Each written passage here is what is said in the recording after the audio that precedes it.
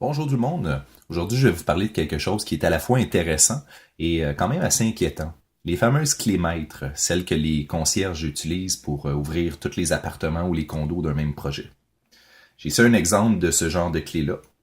Comme vous pouvez voir, les gravures des deux clés sont très différentes.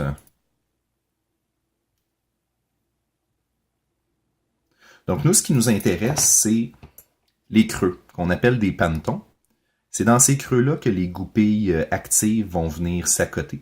Et quand la bonne clé est insérée à l'intérieur de la serrure, l'espace entre la goupille active et la goupille passive va être en ligne avec la ligne de scissure, ce qui va nous permettre de tourner le cylindre et d'activer la serrure.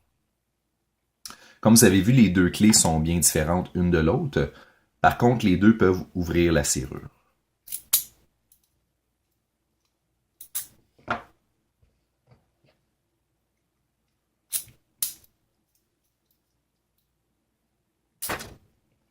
Donc, c'est vraiment à se demander combien d'autres portes la clé magique du concierge peut ouvrir. En fait, la réponse est autant de portes que le serrurier va se faire demander.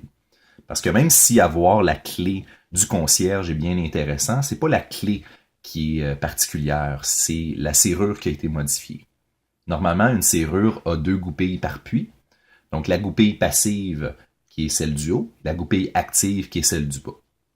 Dans ce cas-ci, on va avoir trois goupilles par puits. Donc, ce qui va permettre d'augmenter le nombre de combinaisons de clés qui sont capables d'ouvrir la serrure. Malheureusement, le nombre de combinaisons possibles augmente très rapidement.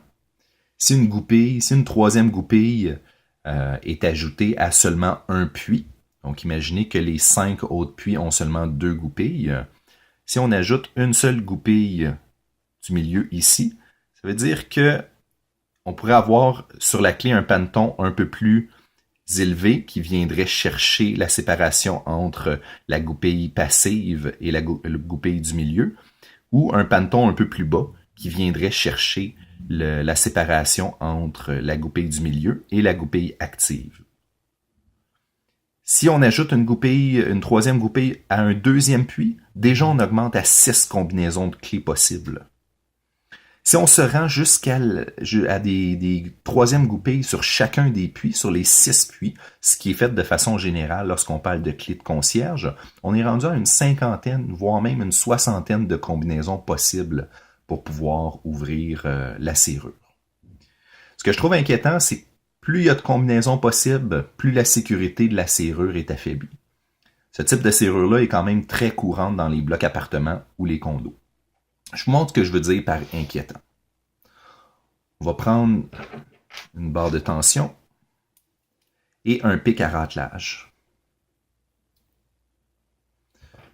Donc, le pic à ratelage est de style Bogota.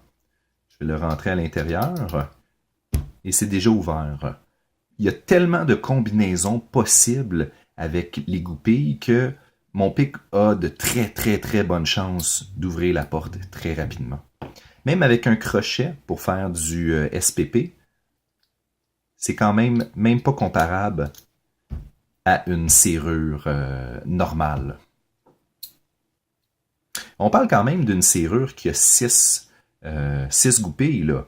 Il n'y a pas de goupilles de sécurité nécessairement, mais ça devrait offrir une sécurité de loin supérieure à ce qu'on voit en ce moment. Je vais essayer quelque chose. Je ne sais pas si ça va fonctionner. Je vais utiliser ma barre de tension, une deuxième barre de tension qui est aucunement un outil pour crocheter une serrure, mais on va l'essayer pour vous montrer à quel point ça peut compromettre la sécurité de votre serrure.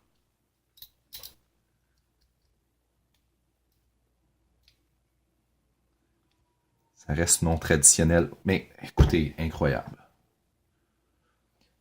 Donc, avec seulement 2 barres de tension, j'ai réussi à ouvrir une serrure qui se retrouverait sur votre porte d'entrée de votre beau condo que vous avez acheté dans un beau quartier UP. Donc, c'est un peu inquiétant.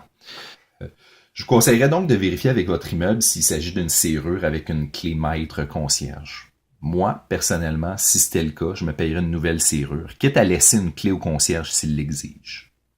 J'espère que vous avez apprécié. Si oui, laissez-moi un like ou même abonnez-vous. Ça m'encourage à vous faire d'autres vidéos. Et n'oubliez pas, toujours de vous pratiquer sur des serrures qui vous appartiennent. Je vous souhaite de passer une excellente fin de soirée.